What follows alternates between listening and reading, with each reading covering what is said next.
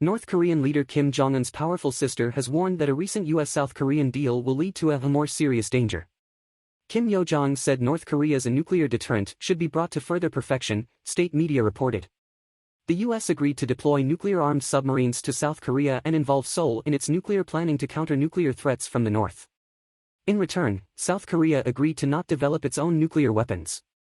The deal, known as the Washington Declaration, was announced this week during President Joe Biden's talks with his South Korean counterpart Yoon Suk-yeol in the American capital.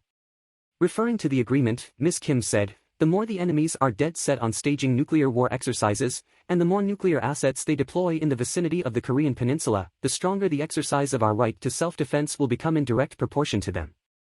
She warned that the move would only result in making peace and security of Northeast Asia and the world be exposed to more serious danger. Ms. Kim holds a senior position in the Central Committee of the Workers' Party of Korea, and is reported to have influence on her brother.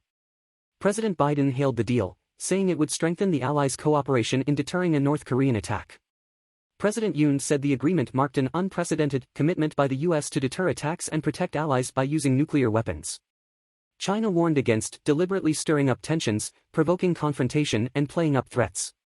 Under the deal, the US will make its defense commitments more visible by sending a nuclear-armed submarine to South Korea for the first time in 40 years, along with other assets, including nuclear-capable bombers. The two sides will also develop a nuclear consultative group to discuss planning issues. Politicians in Seoul have long been pushing Washington to involve them more in planning for how and when to use nuclear weapons against North Korea. Concern has been rising on both sides about the nuclear threat posed by North Korea. Pyongyang is developing tactical nuclear weapons that can target South Korea, and refining its long-range weapons that can reach the US mainland. The US already has a treaty obligation to defend South Korea, and has previously pledged to use nuclear weapons if necessary. But some in South Korea have started to doubt that commitment and call for the country to pursue its own nuclear program.